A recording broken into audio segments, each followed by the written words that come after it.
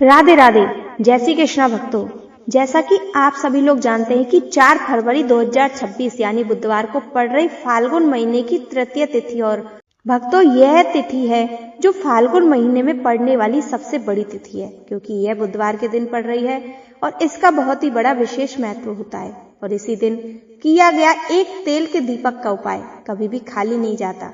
पूज्य पंडित और गुरुजी ने कहा है कि अगर कभी भी मौका लग जाए और फाल्गुन महीने की तृतीय तिथि बुधवार को पड़ जाए तो आप लोगों को एक तेल के दीपक वाला उपाय तो अवश्य ही करना चाहिए।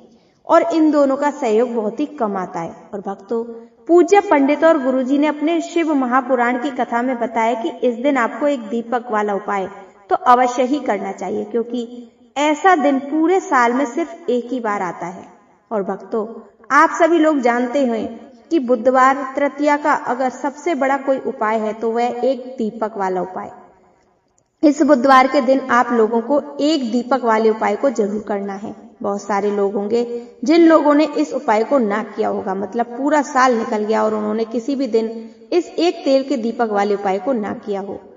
आपके पास एक आखिरी मौका बचा हुआ है, जो कि 4 फरवरी के दिन है, जो इस दिन आप लोगों को इस वाले उपाय को जरूर करना होगा। भले ही आपने पूरे साल भर इस उपाय को ना किया हो, पर अगर आपने इस फाल्गुन महीने में पड़ने वाली तृतीया के दिन अगर इस वाले उपाय को कर लिया तो आपको इस उपाय को करने का वह फल मिलेगा जिसकी आपने कभी कल्पना भी नहीं करी होगी। इसलिए आप लोग इस वाले उपाय को एक बार जरूर कर लेना, ताकि आप लोगों के हाथ में यह मौका ना जा सके और आपको इस उपाय को करने का फल मिल सके।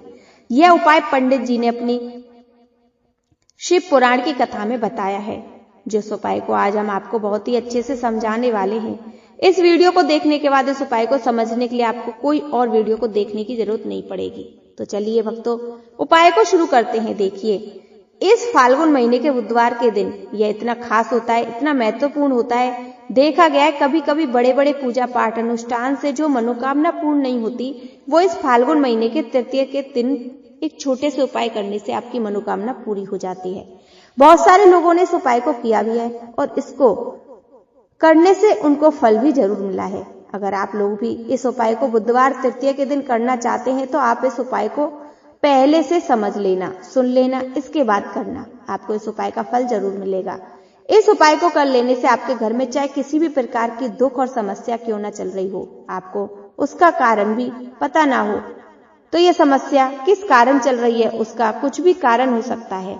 पितृदोष हो सकता है या किसी तरह का मंगल दोष भी हो सकता है। इस दिन आप लोगों को यह वाला उपाय कर लेना है। यह एक ऐसा उपाय है जिस उपाय को अगर किसी विशेष दिन किया जाए तो भाई उस विशेष दिन को जो मिलता है उसका फल हम भी तुम्हें नहीं बता सकते। हमने उस दिन इस उपाय को किया, हमें उससे भी बड़ा फल मिलता है।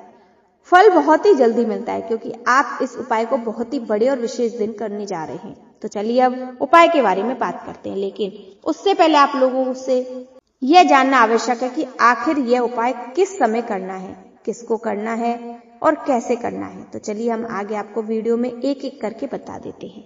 लेकिन उससे पहले अगर आप लोग हमारे चैनल पर नए हैं तो हमारे चैनल को सब्सक्राइब कर लेना और इस वीडियो को लाइक करके कमेंट में श्री शिवाय नमस्तुभ्यम ओम नमः शिवाय जरूर टाइप कर देना। और अपने फायदे के लिए, गरीबी दूर करने के लिए इस वीडियो को पूरा देख कर जाना, तभी आपको लाभ की प्राप्ति होगी। यदि आप अपने वीडियो को बीच बीच में से देखकर काट कर देखते हैं तो आपको जीवन में कभी सफलता हासिल नहीं होगी। भक्तों, इस एक दीपक वाले उपाय को हमें इस बुधवार के दिन कैसे करना है।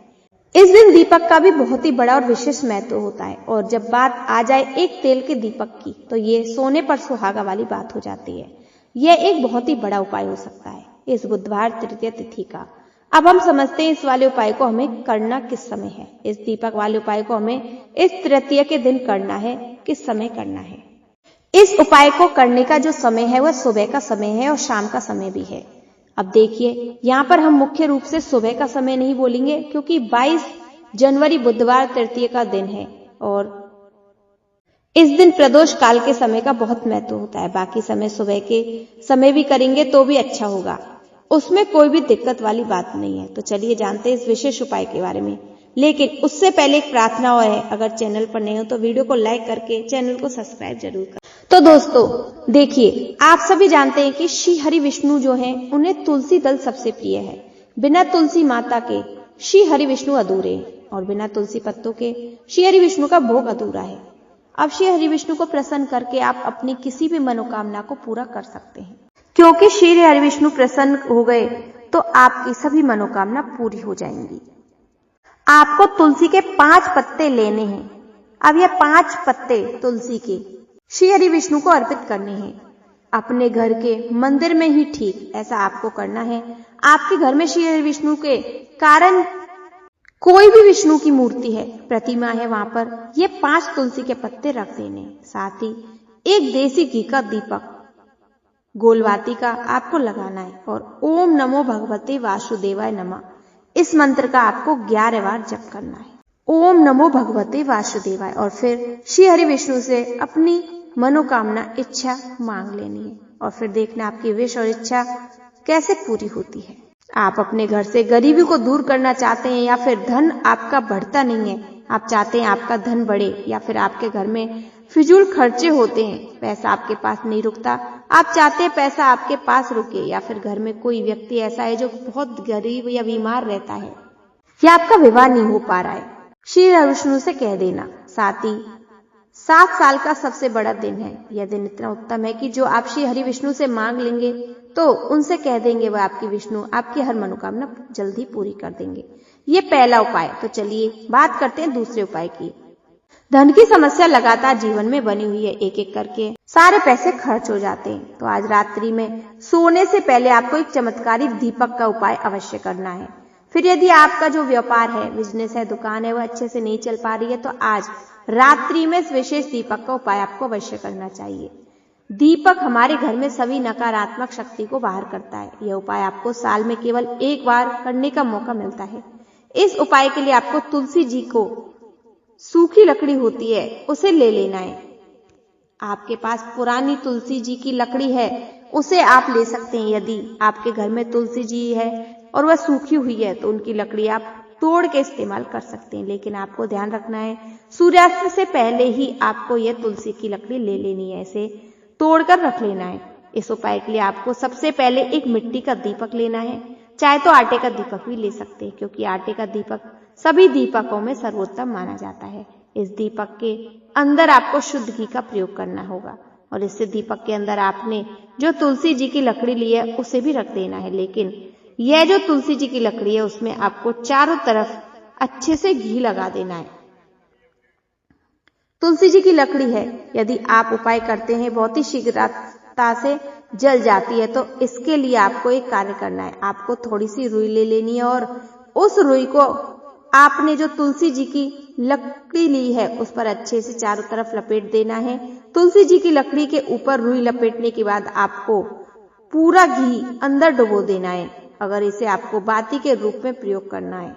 दीपक को आपको प्रज्वलित कहाँ करना है? इस दीपक को आपको या तो भगवान विष्णु के सामने प्रज्वलित करना है या फिर आपको भगवान श्री राम के सामने प्रज्वलित करना है।